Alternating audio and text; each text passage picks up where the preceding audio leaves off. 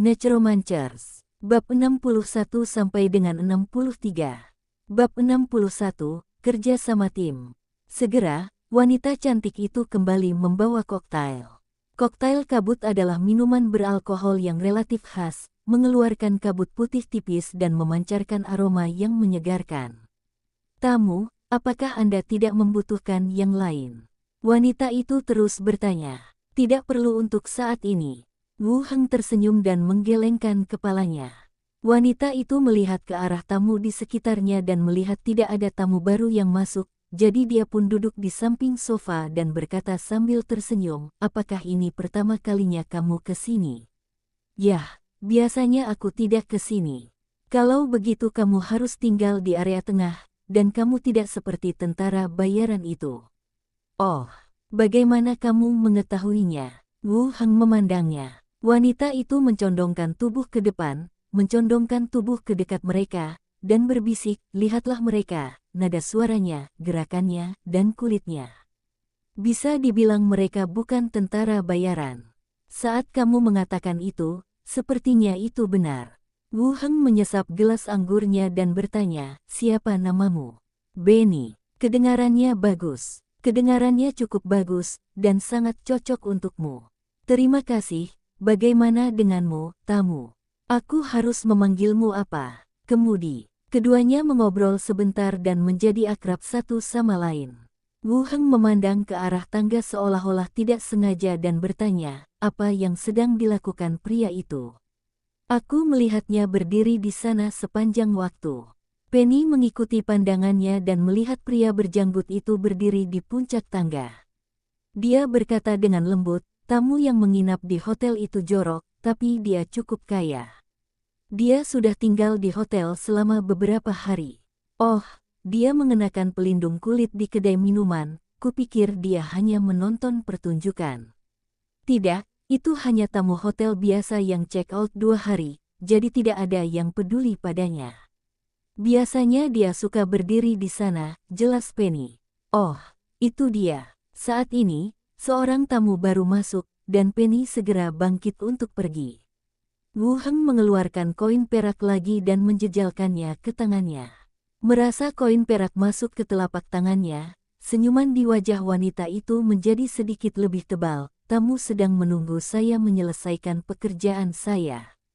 Berbicara, dia berbalik untuk menyambut pelanggan baru yang memasuki toko.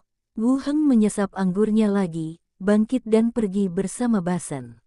Keluar dari kedai, Wu Heng kembali ke lantai 2 di seberangnya. Memasuki ruangan, mereka bertiga memandangnya secara bersamaan. Alteluk bertanya, bagaimana? Apakah kamu sudah menemukan targetnya? Ya, ada 3 orang di kedai itu, 1 menjaga tangga, dan 2 lainnya berada di kamar kedua di sebelah kanan tangga. Wu Heng menjawab langsung. Di kedai, dia melihat pria yang menjaga tangga. 2 orang yang tersisa dilihat secara visual oleh Xiao Xiao, dan dipastikan bahwa mereka bertiga ada di dalam kedai. Setelah mendengar ini, mereka bertiga mengerutkan kening. Bagaimana kamu bisa mengetahuinya dengan jelas? Tanya Yuri. Dia berubah menjadi burung gagak ketakutan dan terbang berputar-putar tanpa menemukan siapapun. Dalam beberapa menit setelah masuk, Anda bahkan menemukan bagian dalam ruangan. Saya memberinya sedikit tip dan bertanya kepada petugas tentang hal itu. Dia juga mengatakan bahwa mereka akan check out dalam 2 hari dan akan sulit untuk menangkap mereka lagi, kata Wu Heng. Membeli informasi dengan uang memang sebuah metode.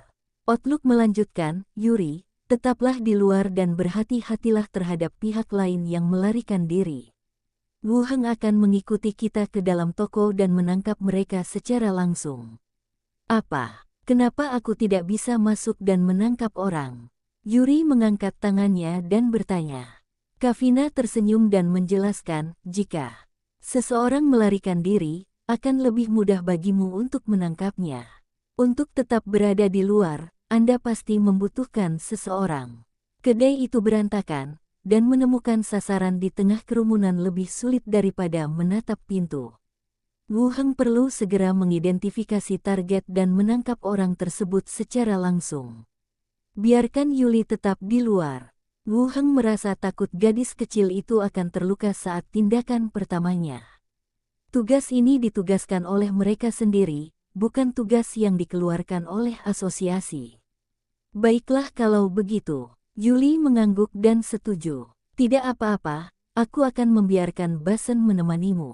Wu Heng mulai mengenakan pelindung kulit, lalu mengenakan topeng gangster dan helm kulit. Saya baru saja muncul di sebuah kedai minuman, lalu saya masuk untuk menangkap seseorang. Saya merasa sedikit malu. Tidak perlu, ikuti saja rencana Kapten. Orteluk tidak mau menunda lagi dan langsung berkata, baiklah, ayo turun dulu dan perhatikan keselamatannya. Oke, mereka bertiga mengangguk. Setelah beberapa orang siap, mereka langsung turun dan berjalan menuju pub di seberang. Begitu dia mendekat, pria penjual ramuan itu datang lagi sambil tersenyum. Ketika dia melihat Orteluk mengenakan baju besi perak, dia segera menundukkan kepalanya, berpura-pura melihat sekeliling, lalu berbalik dan pergi. Tidak ada yang memperhatikannya dan langsung pergi ke kedai. Baru saja membuka pintu dan masuk. Penjahat yang dicari di tangga, bersandar di pagar pembatas, tiba-tiba mengubah wajahnya, berbalik dan berlari kembali. Wu Heng segera menunjuk, Kapten, orang itu akan melarikan diri. Penangkapan. Hore. Beberapa orang mendorong kerumunan dan bergegas menuju lantai 2. Basen dan Kavina menjadi yang tercepat, menaiki tangga dan berpegangan pada pagar pembatas menuju lantai 2. Bang gelombang. Pria yang melarikan diri menendang pintu hingga terbuka dan berteriak, orang-orang dari asosiasi, cepatlah. Sebelum dia bisa mengucapkan kata-kata selanjutnya, dia ditendang ke tanah. Penjahat yang dicari itu memutar tangannya dan segera memegang pisau pendek di tangannya, memandang ke depan dengan tatapan dingin. Kavina memimpin dan bergegas ke depan. Pedang panjang di tangannya secepat kilat, dan dia menebas langsung ke arah lawan. Sial gelombang. Penjahat yang dicari diblokir dengan pisau, dan suara benturan logam bergema di ruangan itu. Selain itu, Basen juga bergegas menuju orang lain dengan pisau ganda di tangannya, dan mereka langsung bertarung bersama. Penjahat ketiga yang dicari mengeluarkan pedang panjang dari bawah tempat tidur. Saat dia hendak bergegas menyelamatkan teman-temannya, dia melihat Orteluk dan Wu Heng memasuki ruangan. Bang bang bang gelombang. Suara tembakan terdengar. Peluru oranye ditembakkan kedua di antaranya. Peluru menembus tubuhnya dan dia jatuh ke tanah. Orang terakhir melihat ada yang tidak beres, jadi dia berbalik dan melompat dari jendela. Wu Heng segera mendekati jendela. Ada orang lain di bawah, jadi dia tidak berani menembak jatuh. Angkat tanganmu untuk melepaskan dancing lights ke arah target. Dalam sekejap, 4 kelompok cahaya yang ditangguhkan dengan cepat mengepung penjahat yang dicari yang melarikan diri. Ini kemudian dikembangkan oleh Wu Heng. Dancing lights juga dapat digunakan pada objek yang ditentukan, tetapi targetnya harus dijaga dalam jarak tertentu dari penggunanya. Penjahat yang dicari itu mendarat di tanah, terhuyung-huyung, melihat ke arah kelompok cahaya yang mengelilinginya, dan mengayunkan pedangnya secara acak. Melihat tidak ada pengaruhnya, dia terus melarikan diri. Di lingkungan yang redup, seperti bola lampu yang berjalan. Yuli, teriak Wu Heng, aku tahu, tapi aku tidak tahu apakah aku bisa mengatasinya. Ini pertama kalinya aku bertarung sebenarnya. Sebelum dia selesai berbicara, dia melihat seekor serigala mengejarnya dengan cepat. Wu Heng melirik ke belakang dan melompat turun bersama Basen. Dancing lights memiliki jarak, dan targetnya tidak boleh terlalu jauh dari Anda. Karena lantai pertama adalah pub dan lantai 2 agak tinggi. Basen mendarat dengan mulus, Wu Heng sedikit terhuyung, tetapi atribut dasarnya dapat mengimbangi, dan tidak ada kerusakan kecuali mati rasa di kakinya. Orteluk dan Kavina segera menyeka leher kedua buronan itu, dan hendak melompat mengejar mereka. Di luar pintu, sejumlah besar tentara bayaran menyerbu masuk. Bos memandang mereka berdua dengan ekspresi tidak ramah. Orteluk melirik Kavina dan berkata, pergi dan bantu mereka. Kavina mengangguk dan melompat keluar jendela. Bos menyipitkan matanya sedikit dan menahan amarahnya dan berkata, Kapten Alteluk, saya butuh penjelasan. Babak 62, tim tidak mencukupi. Wu Heng dan Basen berlari ke depan dengan cepat, berusaha mengejar target yang melarikan diri. Lokasi bangunan tempat tinggal dan jalan yang rumit membuat sangat sulit untuk berjalan kaki. Ketika dia mengejar ke sebuah gang, dia mendengar suara palu yang keras di dalam. Wu Heng berjalan ke gang dan melihat seekor beruang coklat raksasa, memegang penjahat yang dicari seperti sumber cahaya, tergantung kuat di tanah. Setelah satu klik, dia datang 3 kali dengan cepat. Kemudian dia terlempar dengan keras ke dinding. Penjahat yang dicari itu meluncur ke bawah tembok dan tidak bangkit lagi. Hah, gelombang. Beruang coklat itu menghela nafas lega, dan berubah kembali menjadi wujud Yuri di detik berikutnya. Tapi dahinya dipenuhi butiran keringat, dan poninya yang sedikit melengkung menempel di dahinya. Selesai. Yuli mengacungkan jempol. Luar biasa, kamu layak menjadi rekan setimku. Wu Heng juga mengangkat tongkatnya. Itu adalah. Wu Heng melirik tubuh penjahat yang dicari itu, dan Basen melangkah maju untuk menusuknya lagi. Tidak ada pengalaman, jadi dia mungkin dibunuh langsung oleh Yuri. Bagaimana cara membuang tubuh ini? Yuri terus bertanya. Itu harus dibawa kembali ke asosiasi profesional. Kemudian identitasnya akan diverifikasi dan kami akan diberi hadiah.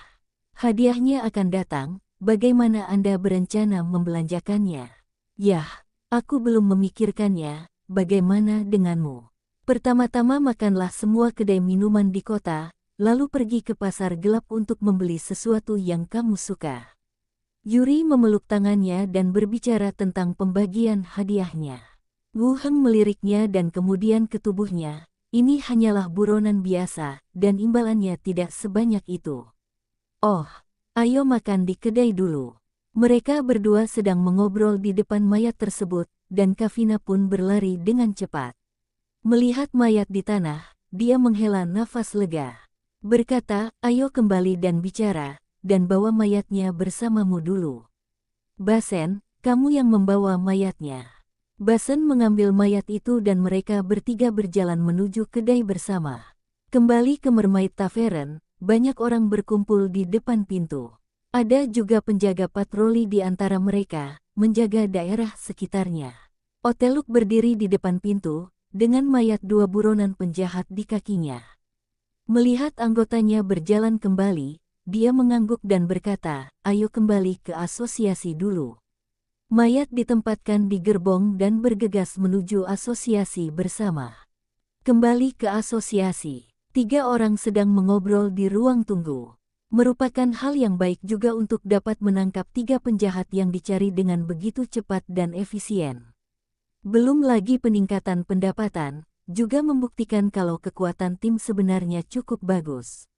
Meskipun dia terlihat sedikit malu saat mengejar dan menangkap, tetapi hasilnya bagus dan target berhasil dibunuh. Tidak lama kemudian, Kapten Alteluk kembali dari luar sambil memegang beberapa kantong uang di tangannya. Verifikasi identitas sudah selesai, mereka adalah 3 buronan. Ini hadiahnya, serta uang yang mereka bawa. Satu orang mungkin bisa berbagi lebih dari 120 koin perak. Informasi efektif yang diberikan Yuli akan mendapat 10% lebih banyak. Penjahat yang dicari ini telah melakukan banyak pekerjaan. Total hadiah yang diinginkan untuk mereka bertiga hanya lebih dari 100 koin perak, jadi masing-masing dari mereka berempat memiliki lebih dari 100 koin perak. Sayang sekali dia tidak menghabiskan banyak uang, dan dia sangat berhati-hati di kedai minuman, dan akhirnya dibunuh oleh mereka. Tidak. Bagikan saja secara merata kepada semua orang. Yuli menggaruk kepalanya, merasa sedikit malu. Pembagiannya seperti ini. Lain kali orang lain mendapat informasi yang akurat, mereka bisa mendapat poin lebih banyak, kata Kavina sambil merangkul bahu Yuli. Terima kasih semuanya. Yuli dengan senang hati menyimpannya. Wu Heng merasa bahwa dia tidak boleh kekurangan uang, belum lagi bibinya yang mengelola money chat sendiri. Dan dia mendengar bahwa ada kelompok tentara bayaran di bawah-bawahannya. Saat Yuri pertama kali datang ke asosiasi, armor yang dia kenakan adalah item sihir. Setidaknya latar belakangnya harus luar biasa. Tetapi gadis kecil itu seharusnya sangat senang bisa mendapatkan uang dengan tangannya sendiri untuk pertama kalinya. Outlook melanjutkan, operasi ini juga mengungkap kekurangan kami, kurangnya kemampuan pengintaian. Metode serangan seolah-olah dinilai oleh musuh, dan tidak ada cara untuk membatasi target. Orang baik, ada juga ringkasan pasca perang. Dalam hal kemampuan pengintaian, Xiao Xiao adalah pengintai yang sangat baik, tapi dia tidak bisa memamerkannya. Dreadcrow Yuri juga dapat melakukan pengintaian, tetapi jika dia melakukan pengintaian, jumlah orang dalam tim akan lebih sedikit, dan pertarungan serta pengintaian tidak dapat dijamin untuk dilanjutkan pada saat yang bersamaan. Selanjutnya, tingkat deteksi Yurina perlu digunakan lebih banyak. Dari segi cara menyerang, Alteruk dan Kavina sama-sama merupakan petarung jarak dekat biasa. Pistol Wu Heng terhitung satu, dan Yuri berubah menjadi binatang, yang sebenarnya lumayan. Pembatasan target seharusnya berbicara tentang kaburnya penjahat yang dicari. Mereka benar-benar tidak punya cara untuk mengendalikan orang. Tidak ada yang berbicara, hanya terus mendengarkan. Nanti mari kita perhatikan poin-poin ini dan cari cara untuk menutupi kekurangannya. Baik Kapten. Beberapa orang mengangguk. Orteluk pun tersenyum dan berkata, baiklah, operasi tim kita berhasil hari ini. Hari sudah larut, ayo kita kembali dan istirahat. Kita bisa melakukan operasi semacam ini beberapa kali lagi di masa mendatang. Bagus. Semua orang bangkit dan berjalan keluar. Perpisahan di depan pintu asosiasi. Wu Heng memanggil kereta, memarkirnya di luar area keramaian, dan berjalan kembali ke kediamannya. Kembalilah ke kediamanmu dan makanlah. Mengeluarkan skill pedang dan mulai berlatih berdasarkan itu. Hari berikutnya, dunia zombie, atap. Wu Heng berdiri di atas gedung dan mulai memastikan ketinggian kerangkanya. Kecuali kerangka yang dibawa kembali dari kota Blackstone seperti basen dan pedang 1 dan pedang 2. Tengkorak dunia ini juga telah ditingkatkan secara signifikan. Ada satu kerangka tingkat kelima, 18 kerangka tingkat keempat, 77 kerangka tingkat ketiga, dan sisanya adalah kerangka tingkat kedua dan pertama, dengan jumlah lebih dari 500. Ada beberapa kerangka level 4 di antara mereka, yang akan segera ditingkatkan ke level 5. Pada saat itu, fitur Basic Soul juga akan terbuka. Anda dapat memahami perintah dengan lebih baik dan perilaku Anda tidak akan terlalu kaku. Setelah memastikan jumlah dan status kerangka tersebut, dia memimpin tim kerangka ke bawah dan keluar dari komunitas. Jalan menuju toko perangkat keras baru setengahnya dibersihkan, tertunda karena urusan para penyintas. Hari ini kita harus terus pergi ke sana dan memasukkan baja ke dalamnya. Jalan ke arah utara telah dibersihkan kemarin dan hari ini masih ada sisa jalan. Bengkel mobil Xiaodong, atap. Li Yahong dan yang lainnya dengan hati-hati berbaring di atap dan melihat tim kerangka yang lewat. Salah satu dari mereka berkata, apa ini? Barang-barang yang mereka kenakan terlihat seperti perlengkapan di film. Itu tidak terlihat seperti tim dengan kekuatan super. Mereka bisa menggunakan kekuatan super dan membuat baju besi dan senjata semacam ini. Saya ingat ada kuil Tao di Gunung Suhua di belakang, dan saya tidak tahu apakah saya bisa menahan kerangka ini. Tidak ada yang memperhatikannya, dan orang-orang di samping berkata, sepertinya mereka pergi ke jalan bahan bangunan. Bukankah Qiangzi melarikan diri dari sana? Mereka bilang ada banyak zombie di sana. Pria bernama Qiangzi itu segera berbalik dan berkata, ya, sudah banyak zombie di tempat seperti itu. Jika mereka pergi ke sana, saya tidak tahu apakah mereka bisa menang. Setelah hening sejenak, orang lain bertanya, Saudari Hong, mereka mungkin tidak dapat kembali. Haruskah kita tetap membuat tombak besi? Li Yahong melihat sekelompok kerangka itu pergi dan berkata, lakukan. Babak 63, memberimu 2 pembantu. Jalan bahan bangunan. Di kedua sisi jalan, sebagian besar terdapat toko perangkat keras, toko cat dan panel. Tim kerangka, dengan punggung menghadap toko di belakang mereka, melawan masuknya zombie. Wu Heng, dilindungi oleh kerangka, melihat saat yang tepat untuk melepaskan teknik gemuk. Sejumlah besar zombie jatuh ke langit, dan sebelum mereka bisa berdiri, mereka diinjak-injak oleh lebih banyak zombie di belakang mereka. Wu Heng menyalakan kain itu dan melemparkannya ke dalam minyak. Hah, gelombang. Nyala api tiba-tiba naik dan menenggelamkan zombie yang jatuh. Ketuk-ketuk-ketuk gelombang. Lari dan raungannya tidak berhenti. Setelah jeda singkat, sejumlah besar zombie keluar dari api, tertutup api, dan terus menerkam tim kerangka. Engah kepulan-kepulan gelombang. Tubuh yang layu dan membusuk bertabrakan dengan tombak, berkerumun dan mendorong, mengaum dan menyambar, seperti hantu yang ganas. Kerangka tombak terus mendorong ke depan untuk mengeluarkan tombak. Kerangka pisau dapur mengangkat pisau dapur di tangannya dan menebas zombie yang berlari ke depan. Zombie berjatuhan satu demi satu, dan beberapa kerangka terkoyak menjadi potongan-potongan tulang putih. Wu Heng bersembunyi di antara kerangka dan melepaskan panah sihir di belakang zombie untuk meningkatkan kerusakannya sendiri. Pelepasan mantra tidak seperti di game di mana kita terbagi menjadi musuh dan teman. Mantra minyak juga dapat menyebabkan kerangka terjatuh, dan panah sihir juga dapat memantul dari kerangka jika tidak dilakukan dengan benar. Jadi saat melepas, jaga jarak yang baik. Jangan menyerang dengan satu gerakan dan berikan sepotong kepada orang-orangmu sendiri. Bawudong, manusia besar, Basen, dan kerangka lainnya dengan level yang sedikit lebih tinggi juga diatur dalam tim untuk membunuh beberapa zombie yang menerobos garis pertahanan. Dua kerangka di atas level 10 menunjukkan efektivitas tempur yang sangat tinggi. Khusus untuk yang berbadan besar, zombie bisa terbang sejauh 4 atau 5 meter hanya dengan sekali tamparan. Meskipun dia tidak mati setelah mendarat, dia menjadi cacat dan terus merangkak ke depan dengan susah payah. Dapatkan pengalaman plus 4. Panggil, Skeleton Warrior. Dapatkan pengalaman plus 2. Memanggil. Summon, Skeleton Warrior. Level meningkat ke level 5. Karakteristik tidak terkunci, kekuatan jiwa.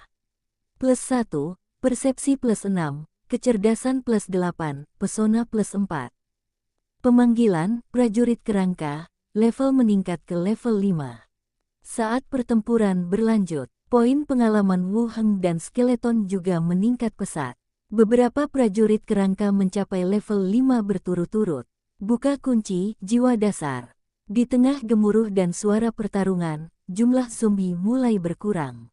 Wu Heng melihat nomor di depannya dan langsung memerintahkan, serang. Hore! Kelompok skeleton yang bersiaga untuk bertahan menyerang ke depan. Seperti penggiling daging, ia langsung menabrak zombie yang tersisa, dan senjatanya jatuh, membunuh mereka semua. Zombie terakhir yang merangkak terbunuh, dan seluruh jalan menjadi sunyi. Kelompok kerangka juga memasuki kondisi siaga lagi dan berdiri di sana dalam keadaan linglung.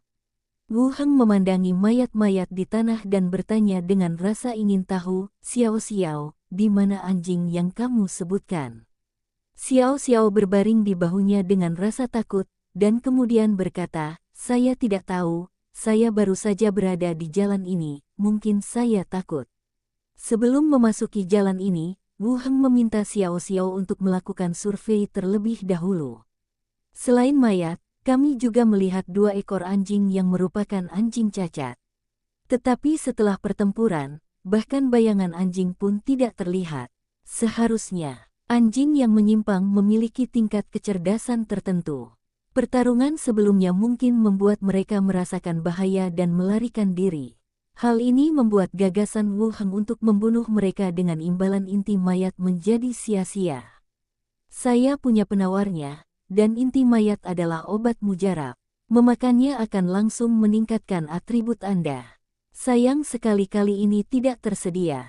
Pastikan bahwa semua zombie di sekitar sudah mati. Wu Heng membawa Bawudong dan beberapa kerangka ke toko perangkat keras. Tokonya sangat berantakan. Rak-rak terbalik, dan ada pecahan kaca serta berbagai benda seperti sekrup dan ketel di lantai. mengeluarkan suara berderit saat diinjak. Segera, dia melihat berbagai peralatan, serta pipa logam dan batang las yang dia butuhkan. Stok di toko cukup bagi orang-orang di bengkel mobil untuk membuat senjata dalam jumlah tertentu. Melihat-lihat di dalam toko, di bagian bawah rak di satu sisi, saya juga menemukan kotak-kotak masker gas. Jenis dengan filter di bagian bawah dan masker transparan di bagian atas. Di sampulnya tertulis khusus pestisida kimia, menyaring lebih dari 95%. Hal ini mengingatkan Wu Heng pada masker mulut gagak yang dipilih Kavina.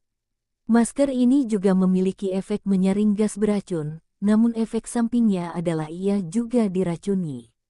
Rasanya lebih buruk daripada masker gas ini. Setidaknya filtrasi adalah filtrasi. Tidak ada pepatah yang mengatakan bahwa masker itu menyaring gas beracun dan masker itu sendiri mengandung racun. Jumlah masker gas juga mencukupi dan ditemukan kotak besar. Paman, apakah ada yang kamu cari di sini? Xiao Xiao terbang turun dari atap dan melihat sekeliling dan bertanya. Ya, jumlahnya cukup besar. Apakah hanya itu saja? Ya. Itu semua adalah peralatan untuk orang-orang di bengkel mobil. Oh, Xiao Xiao berputar-putar dan terus bertanya, jika mereka tidak bekerja keras, maukah kamu membunuh mereka? Wu Heng tertegun, mengapa menurutmu begitu?